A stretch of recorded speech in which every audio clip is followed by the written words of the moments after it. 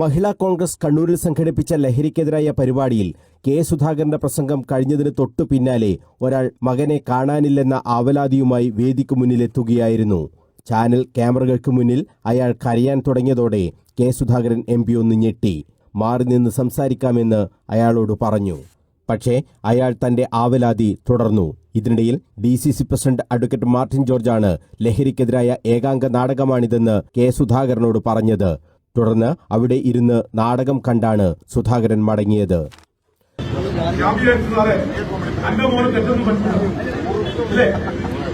നിങ്ങളെല്ലാവരും അങ്ങനെയല്ലേ വിചാരിക്കുന്നത്? നമ്മളെ മക്കൾക്കൊന്നും തെറ്റ് പറ്റൂലെന്നല്ലേ നിങ്ങളെല്ലാവരും വിചാരിക്കുന്നത്?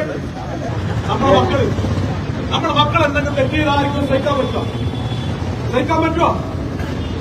ആൾക്കെല്ലാം വിചാരിച്ചു വീട്ടിൽ വന്നപ്പോ ഇന്ന് രാത്രി ഒരേ ഒച്ചപ്പാടുന്ന പറയുന്നത് പിറ്റേന്ന് രാവിലെ വന്ന് അമ്മ എവിടെ എത്തി ചായ കൊടുക്കാൻ വേണ്ടി വാതിൽ വന്നപ്പോ കണ്ട കാഴ്ച എന്താണെന്നറിയാം. എല്ലാ സുഖം ആദ്യം പൊളിച്ചു, കണ്ണും തുറച്ചു, മുഖതുണിയില്ലാതെ ചോര വലിപ്പിച്ച് മരിച്ചു കിടക്കുന്ന കാഴ്ചയാണ്. എന്നേരം കിടന്നേ വരാൻ എവിടെയെത്തി പിന്നെ എണീറ്റിട്ടില്ല.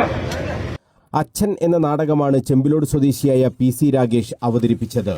ലഹരിക്കടിമപ്പെട്ട് വീട് വിട്ട മകനെ തേടി പോകുന്ന അച്ഛന്റെ ദയനീയമായ അവസ്ഥയാണ് അവതരിപ്പിച്ചതെന്ന് രാഗേഷ് ചെമ്പിലോട് പറഞ്ഞു.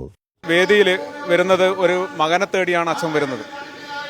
അതായത് ലഹരിക്കടിമപ്പെട്ട് വീട് വിട്ടു പോയ മകനെ തേടി വന്ന് അവന്റെ പ്രശ്നങ്ങളും നിലവിൽ നടന്നുകൊണ്ടിരിക്കുന്നതായ പല പ്രശ്നങ്ങളും തന്നെ ഈ ജനങ്ങൾക്ക് മുമ്പ് അവതരിപ്പിച്ചുകൊണ്ട് നേരിട്ട് അറിയിച്ചുകൊണ്ടാണ് ഈ നാടകം അരങ്ങേറുന്നത്. അവസാനം അടുത്ത വേദിയിലേക്ക് അവിടെ പോയി അന്വേഷിക്കട്ടെ എന്ന് പറഞ്ഞിട്ട് തിരിച്ചു പോകുന്നതാണ് നാടകത്തിന്റെ അവസാനം. പിന്നെ പെട്ടെന്ന് ഇങ്ങനെ ഒരു നാടകമൊക്കെ അവതരിപ്പിച്ചപ്പോൾ KPCC പ്രസിഡന്റൊക്കെ എന്താ പറഞ്ഞത് പേടിച്ചു പോയി. അവർക്ക് മനസ്സിലായിട്ടില്ല ഇതിന്റെ എന്തോ ഒരു സ്വകാര്യമായിട്ടുള്ള വിഷയമാണ്.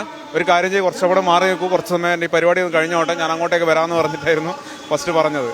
അദ്ദേഹത്തിന് അറിയില്ല. അപ്പോൾ അടുത്ത അനുയായികളാണ് പറഞ്ഞത് ഇതൊരു ഡ്രാമയാണ്, സാർ ഇവിടെ ഇരിക്കണം എന്ന് പറഞ്ഞിട്ട് അതിന് ശേഷമാണ് സാർ ഇരുന്നത്. അത്ര പോലും എനിക്ക് ഞെട്ടിപ്പോയി.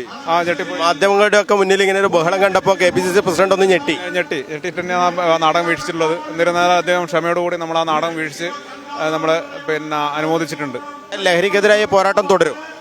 ഇനിയും നിരവധി ഇന്നും 2 വേദികൾ ഇനിയും പിന്നിടാനുണ്ട്. ഇന്ന് വൈകുന്നേരത്തോടുകൂടി 2 വേദികൾ ഇനിയുമുണ്ട്. ലീഗൽ സർവീസ് അതോറിറ്റിക്കു വേണ്ടിയാണ് ഏകാംഗ നാടകം ഒരുക്കിയത്.